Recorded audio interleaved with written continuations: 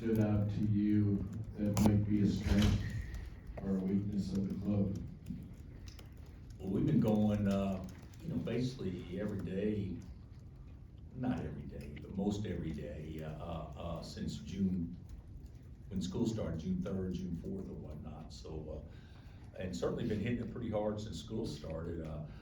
I would say the thing that stands out to me more than anything is probably just options. More bodies, more athletes. I think we shoot it better, even though, there'll be some days we don't, but I do think we're a much better shooting team. And I think we've been helped ourselves athletically for sure. So there's a lot of things that I think potentially we could do well, a lot of things we don't do very well at all right now, but it is a different looking team physically than what we've had this past year. Hey, Coach. All of the players were talking about Zeke Mayo and his athleticism. I know you have high praises to say about him too. Just what can Kansas fans expect to see from him if they've never seen him play before? Zeke, he hasn't been quite as good here of late as what he was before, but from early summer to now, you can make a strong case he's been our best overall performer day in and day out. What people will be impressed with are people that understand ball, because he's just a ball player. He understands time, score, momentum. He understands reads. He understands how to make the game easier for others. A lot of things that he does so well, if you don't really know the game, you may not notice. But as far, he can make a pass to start a play and have it be just as important as the person that makes the pass to finish the play, and he'll not get any credit for it, but he's the one who actually made the play. And he's a terrific shooter. So we're fortunate we got him, and certainly love having him back in his hometown for his last go around, because he's definitely going to be an impact player for us. Bill, I think you mentioned earlier this summer how impressed you were by Flory, and a lot of these guys were talking about how impressive he's looked. What have you seen his development since he stepped on? Hey, Flory gets better every day. I mean, and you don't make major jumps every day, but incrementally he's gotten better every day. And there's some things he doesn't do well, and he's not going to do well for a while, but he's getting better at those things. But there's things that you just can't teach. Just that motor, the quickness off his feet, second jump, blocking, altering, running. He is a terrific quick twitch athlete, and I think he and Hunter combined, give us a change of pace guy that's certainly different than Hunt. That's so much different because the way he scores is putting pressure on the rim, and the way Hunt scores is through skill. So I think they're going to complement each other very well. Yeah, and you mentioned some of the things that are going to take more time. What examples of that did? See what? You mentioned some things are going to take more time. Oh, just scoring the ball naturally, range, things like that. I mean, he's gotten much better at that, but he's not Hunter scoring the basketball, though, not yet. Coach, the guys you brought in this transfer class, what did you see in each of them that made you want to bring them in? Because it's a big transfer class. Well, it's a big transfer class, but we had big numbers to try to sign too, so you had to have a big transfer class. So from my vantage point, it's a little misleading because we were down 3 last year without anybody leaving, because we elected to take 2 scholarships and then we let a youngster, obviously go before the season started. So that's 3 we're down right there. That puts us at 10. And then if you look at what's returning, then Marco gets hurt, that puts us at 9. We still could go, 4 more. And what we did was, we did actually go 4 more, and could really go 6 more because, obviously Kevin and Johnny left. And so I like our class. LeBaron, who obviously we were excited about, but he elected to go to Alabama, go back late, so Marco gets hurt, we've lost 2 guards. So you gotta go out and get 2 guards, and fortunately, we were able to go out and get 3, with Zeke and David, and with Shaq. And David and Shaq are different, but they're both ball handling, playmaking guards, which is something that we desperately needed last year. We didn't have anybody other than Juan that was really a playmaker type. So they're both gonna be very important. And then AJ and Rylan, we felt like we need to get scoring. And they're both, effective at that, and Rylan's a really good shooter. AJ is a good shooter and a terrific scorer, so they'll both help us in that regard. And then you fill in with, obviously, Flory and Rockies. So it's a big class, but I don't think that's gonna be unusual moving forward. I think a lot of people are gonna have big classes moving forward because of the portal. Bill, the first one is about the portal, actually. I'm curious if you think the changes to the window, shortening it, is gonna make any difference. Do you like it? Is it good for the players? Is it good for programs? My opinions don't mean anything, and trust me, the NCAA is not gonna listen to me anyway. But the windows, cutting it from 40 to 30, from 45 to 30 is good. I don't like when it starts the Monday after the first weekend, or is it the second weekend, or whatever. I can't remember which one it is. I wish it started at the same point for everybody, because teams that are participating, it's not gonna be near as important to them to get involved with the portal until their season is actually over. Even though assistant coaches will dabble and do all that stuff, but the head coach probably won't be as actively involved. So that kind of reduces your recruiting days a little bit. So kids that are getting into portal to make their decision immediately, I don't think that plays to those teams that are still participating equally.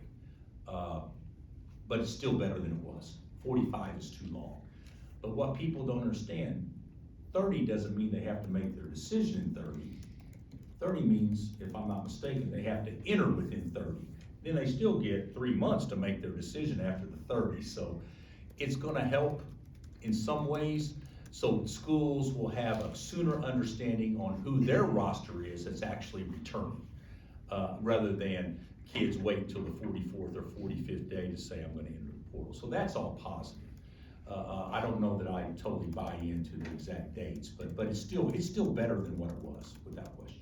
And then my other one, Juan and KJ are extreme rarities now, right? 2 guys that have been at a single program for 4 years, but also were major contributors for 4 years.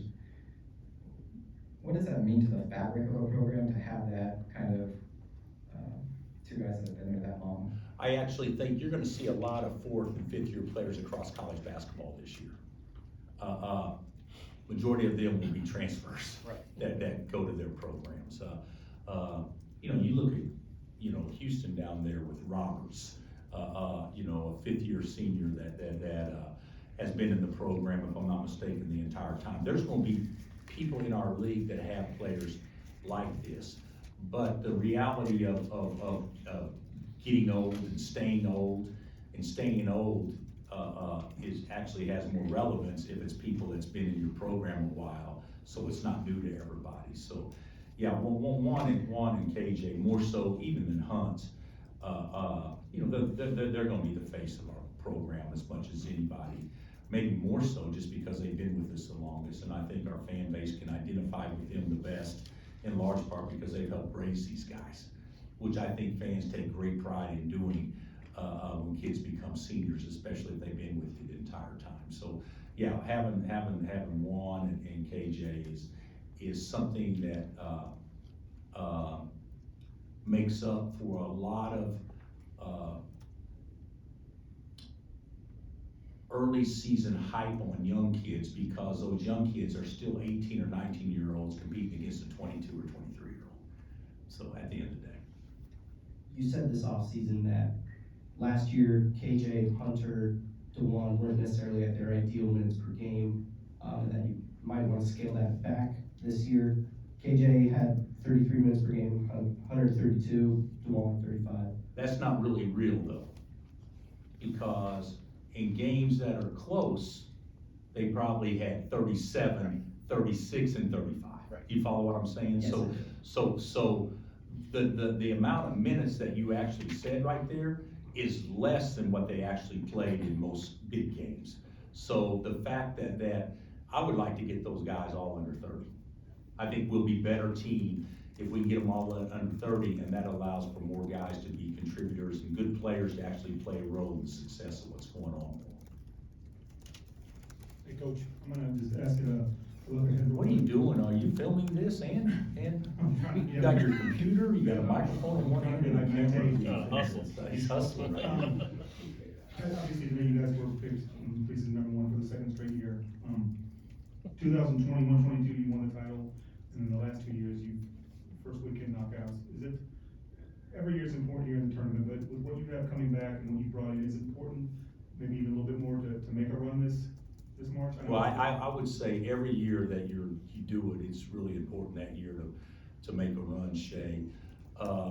Yeah, the last 2 years, we've been, first weekend, knockouts. Arkansas got us, and then last year Gonzaga obviously whipped us good in the second, in the second game.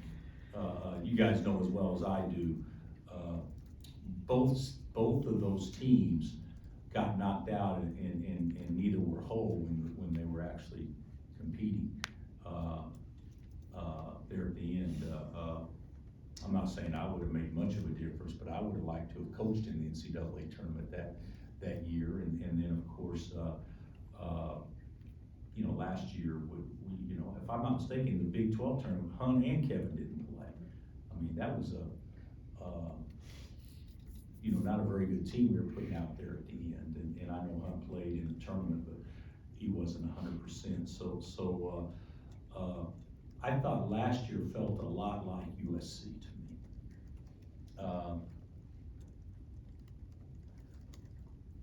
Because I didn't think we were competitive late. And I don't think that team that lost to USC was competitive either after David and obviously Jalen got COVID that week. So I don't think that was a team that was whole either. But I do think it was very apparent after that year that we needed to adjust. And fortunately we did, but the way we adjusted wasn't the way I intended for us to adjust. I thought we'd really go out and recruit a plethora of guys that was different than what we had, and what ended up winning the next year was the exact same dudes, just got a lot better. And with the one addition, and then Remy.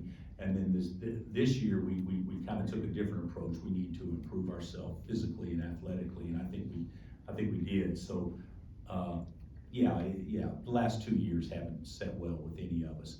But I think last year hurt more than the year before, because I think the year before we can maybe say, yeah, but you won it the year before, or this or that.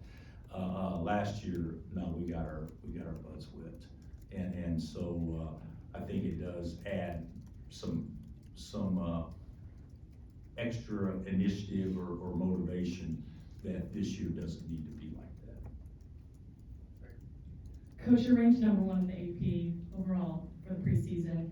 Do you feel like you have a target on your back, and does that ranking motivate you to pick up from where you left off last year? Well, I actually hope that where we left off last year is forgotten. I'm actually hoping for a fresh, we're not even gonna talk about last year, the way it ended, at least in my mind. I also think that, I've coached here for 22 years now, and I think there's kind of been a bullseye or a target for a long time. And I told our players that we should welcome it, because it's gonna be there regardless. And the fact of the matter is, playing under duress is the best thing a team can go through during a regular season to prepare you for the most important games later season. So if we were preseason 5, there would still be a target. Being preseason where they have us right now in the AP means nothing. Good recruiting mail out maybe, but it doesn't. If schools even do that anymore. I don't even know if schools do MLS anymore. But it is something that I'd rather be that than not. But the bottom line, it doesn't mean anything, but we need to learn how to play under pressure anyway. UConn's gonna be the back-to-back defending national champs. There's gonna be a bullseye on their back.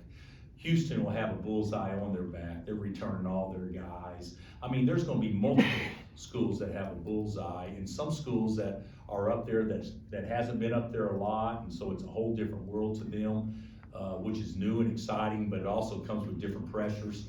I think operating under duress and pressure is good. Even though with our schedule, as you guys know, it's not the schedule that you run the table with. It's a schedule, just, hey, let's play the best competition and win as many as we can and learn from our wins and learn from our losses and how do we get better?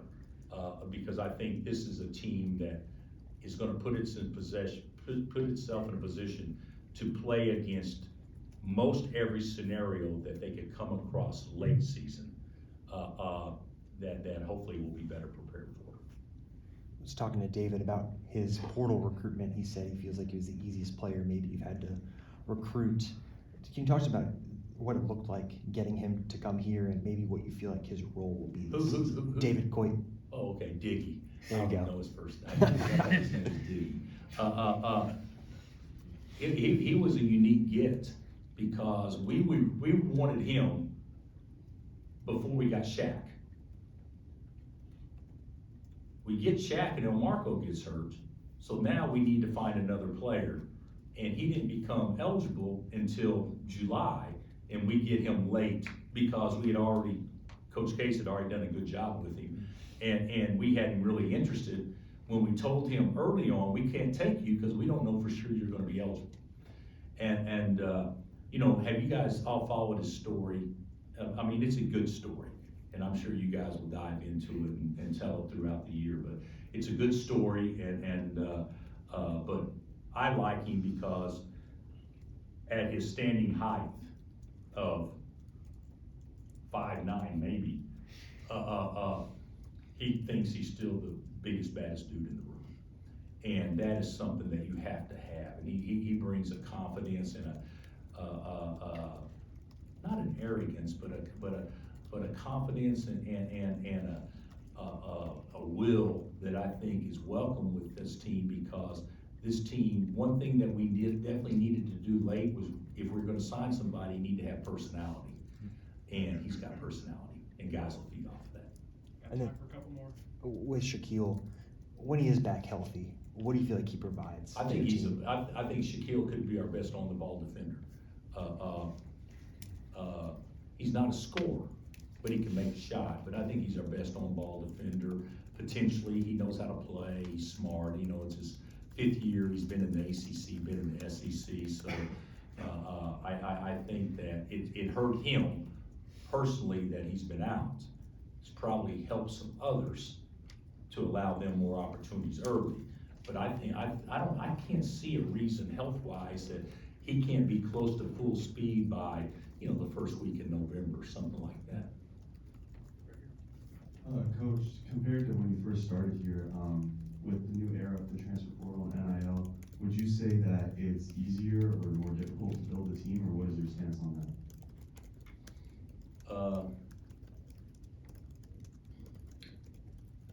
Yes. I would say it's easier to build a team back then with young guys, because young guys stayed. They didn't transfer. Not very many did here. So we could recruit a freshman and we could sell him that when Aaron Miles leaves, you're gonna have a chance to replace him. Until then, you'll learn under him. That's not a great recruiting pitch these days. So that made it easier, is that you had guys in your program probably longer. The great thing about the portal, if there is many great things, is the fact that you have a chance to get well quicker if something unexpected happens. So for instance, a guy leaves to go to the league that you never anticipated leaving at that time. You thought he'd stick around another year. I.e. Johnny. we knew by January, there's a good chance to lose Johnny. But in the early signing period, we didn't think Johnny was gonna leave after 1 year, so we didn't need to recruit that position. Well, we find out we do later after he kind of turns it on. If that had been back in the old day, you couldn't have recruited the quality of Johnny because he would have to come in and sit out a year because the best freshmen were already signed in November. Because of the portal, you can quick fix it quicker. So which actually makes for a better team immediately. So to answer your question, they both have their advantages. I'd say, coaching guys that's been in your program multiple years has probably been the formula that's worked best for us. If you go back and look at our teams that have been really good, it's because guys have been with us a while. Very rarely it's been strictly because of freshmen.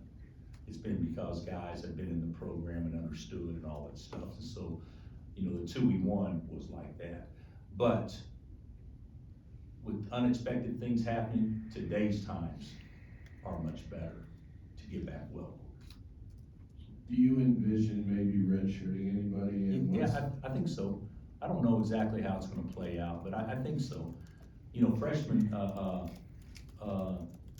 Flory obviously won't, and I'm not saying Rockies will at all, but at least freshmen get to play in the exhibition games before you make that decision. A guy that's in your program and healthy, to my understanding, if they play in the exhibition games, it's the same as playing a regular season game from a redshirt situation. So if anybody doesn't play, like against Arkansas, don't read into it that they're definitely redshirting. Read into it that we probably hadn't made a decision yet on how much they can actually help us this particular year based on what our needs are. What's the health situation besides Shaq? Actually, not bad. With Shaq and Marco, but Marco, just so you guys know, he's not gonna be able to do anything till May or June. But as far as on court, full speed type activity. And then Shaq, we're hopeful by next week he's out there moving, cutting, doing all that stuff. Not full speed in the following week. We hope he's in full practice within a couple of weeks. Finally, what about late night on Friday? What do you want out of it? What do you think the fans will think of the news? Improvements and late night number 40. I was actually here for the first one. We wore jams. Does anybody remember what jams are? The shorts? That's what we wore. Larry thought those were cool, so that's what we did back in the day. I think it'll be great. I think our guys will be more excited about it this year because we haven't been in the arena yet. So that'll be the first time. The first time a lot of them have really had a chance to do much in the arena. We're going to go out there and practice today in it for the first time. The arena is great. I don't know that pictures actually do it justice. It's a brand new shiny penny. I mean, it's a shiny penny that's not brand new, obviously, but it looks great. The video board and everything's going to be fabulous. New sound system. The amenities in the concourses is going to be great. Fans will really appreciate it and like it a lot more, in my opinion. So I'm excited about that. We've reduced capacity some because you got no choice to, because you had to move things that were on the third floor into the corners, because there's, the building was built 70 years ago. There's some things that you have to do with the building that old that maybe you don't have to do with one that was built 5 or 10 years ago. But it's going to have the modern amenities of the newest places, but still the coolness of one that the walls still sweat, and it makes this place the best place to play. Just looking back at your time here, as your approach to recruiting for late night changed in terms of the number of guys you bring in? Yeah, that's a unique question, Shay, but a good one though, because I think it has changed. I don't think late night from a recruiting standpoint is as big a deal as it used to be. I think it used to be the event that everybody tried to get guys to go. We used to schedule our late nights along with the other schools scheduled around our late nights. So if we had it this weekend, Duke had a different weekend, Kentucky had a different weekend, blah, blah, blah, blah, blah. in large part, so that way the best players would all have an opportunity to go to those respective schools that's recruiting all of them. And it was the best selling point. Now, to be honest with you, we'd like to get kids here for late night. It's great and everything, but with kids taking unlimited visits and all this things going on, we looked at it a little bit differently, like this year is, let's get them in just as whenever we can. And the negative thing, the best thing about late night in the past, it happened on the first practice. Because our building wasn't available to us till October 18th, it happens 4 weeks after the first practice, which kids are already making their decisions. So we rolled the dice to try to get kids to visit earlier for the most part, to give them a chance to make a decision, at least seeing our place. So this year, I mean, we're gonna have kids here, but it's not gonna be something where, I mean, in the past, we've had like 5 or 7 official visits and 10 unofficial visits. It won't be like that this year. All right, Coach, thanks, Coach. Okay. Thank you.